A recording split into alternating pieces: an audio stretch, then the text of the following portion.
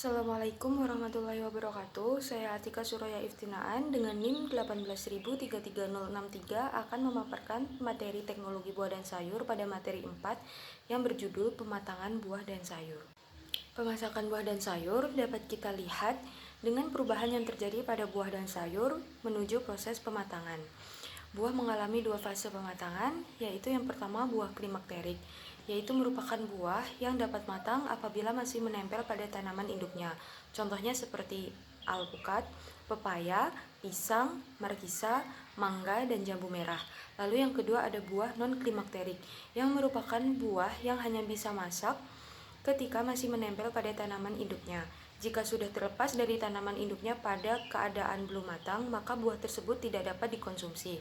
Oleh karena itu, diperlukan ketepatan petani dalam proses pemanenan buah non-klimakterik. Contohnya ada melon, lemon, nanas, dan anggur. Selanjutnya proses pemasakan pada buah. Buah yang belum matang biasanya masih berwarna hijau. Lalu warna hijau akan mulai memudar, berubah menjadi buah masak, kemudian buah akan matang sempurna. Contoh pada buah klimakterik yaitu pada buah pisang yang dapat dipanen dalam kondisi mentah atau masih berwarna hijau. Lalu buah tersebut disimpan. Setelah itu buah akan berubah menjadi berwarna kuning, bahkan menjadi overripe yang ditandai dengan adanya bercak kecoklatan atau kehitaman pada kulit buah pisang tersebut. Proses perkembangan buah terbagi ke dalam 5 fase. Yang pertama ada cell division atau pemecahan sel. Pada fase ini dapat menentukan ukuran akhir dari hasil panen.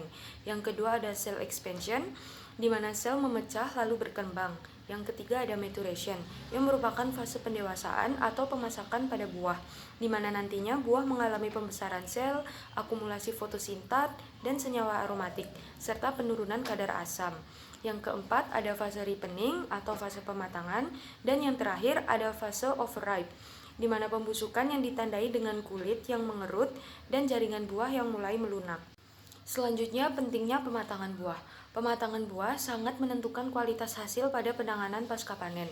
Proses kimiawi pematangan buah melibatkan beberapa enzim, di antaranya yang pertama enzim pektin, yang berperan dalam menurunkan jumlah senyawa pektin menjadi lebih sedikit. Yang kedua, enzim hidrolase yang mengubah senyawa klorofil menjadi senyawa antosianin yang mengakibatkan buah menjadi berwarna merah atau keunguan. Yang ketiga ada enzim kinase yang berperan dalam mengubah senyawa asam menjadi senyawa netral. Yang keempat ada enzim amilase yang mengubah senyawa amilu menjadi senyawa gula sederhana. Dan yang terakhir enzim hidrolase yang mengubah senyawa-senyawa organik kompleks menjadi senyawa ester atau senyawa aromatik. Perubahan selama pematangan buah ditandai dengan perubahan komposisi karbohidrat, perubahan warna, pelunakan daging buah dan tekstur, pembentukan volatil, dan akumulasi asam organik. Selanjutnya, pembahasan mengenai produksi etilen. Etilen merupakan hormon yang mengatur pertumbuhan dan pematangan, seperti perubahan warna, aroma, dan tekstur. Proses pematangan pada buah terbagi menjadi dua. Yang pertama, etilen mempengaruhi permeabilitas membran sehingga daya permeabilitas menjadi lebih besar. Yang kedua, kandungan protein meningkat karena etilen dapat merangsang sintesis protein. Pada buah klimakterik, contohnya seperti pada buah pisang, produksi etilen semakin bertambah secara perlahan hingga mencapai puncak kematangan. Dan pada buah non-klimakterik, contohnya pada buah jeruk, produksi etilen cenderung konstan pada kondisi normal tanpa adanya perubahan lingkungan. Perubahan tekstur. Perubahan tekstur pada buah terbagi ke dalam 4 fase. Yang pertama ada fase awal atau initiation, di mana jaringan buah paling tegar sehingga nilainya tinggi, yang dapat mempengaruhi terjadinya pemecahan pektin.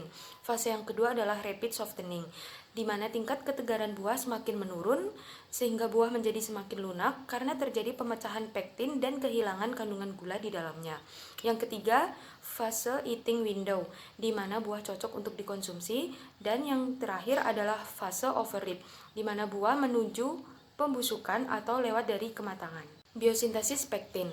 Pada biosintesis pektin terbagi ke dalam 3 fase, yaitu fase pertama di mana protopektin diubah menjadi pektin. Lalu dengan adanya air membuat pektin menjadi asam pektinat, kemudian menjadi asam pektat yang akan dipecah menjadi asam galakturonat yang mengakibatkan jaringan dapat melunak. Kemudian fase kedua meliputi peningkatan kelarutan pektin, kehilangan rantai samping galaktan dan arabinan, serta pembengkakan dinding sel. Pada fase ketiga, terdapat dua perubahan yang dapat disebabkan oleh etilen, yaitu berkurangnya kekuatan dinding sel dan disolusi lamela tengah. Perubahan warna pada buah diakibatkan karena kehilangan klorofil dan peningkatan produksi pigmen. Warna keemasan, oranye, dan merah pada beberapa buah dibentuk oleh enzim-enzim pada jalur biosintesis karotenoid. Perubahan aroma dapat dipengaruhi oleh kandungan gula dan asam, serta senyawa volatil yang berperan dalam pembentukan aroma. Kemudian ada perubahan rasa yang dapat dipengaruhi oleh perubahan dari asam organik menjadi gula sederhana. Selanjutnya, terdapat berbagai metode yang digunakan dalam proses pematangan pada buah, yaitu 1. Penyimpanan buah yang sudah matang dan buah yang belum matang. Yang kedua, penyimpanan buah pada ruang terkendali dengan diberi etilen generator, kemudian diatur kadarnya sehingga dapat mempengaruhi kematangan pada buah. Yang ketiga, pematangan buah dengan menyelubungi buah dengan sekam atau gandum selama seminggu. Yang keempat ada pematangan secara kimiawi, dan yang terakhir ada pematangan dengan penambahan kalsium karbit. Sekian pemaparan materi dari saya, terima kasih atas perhatiannya. Wassalamualaikum warahmatullahi wabarakatuh.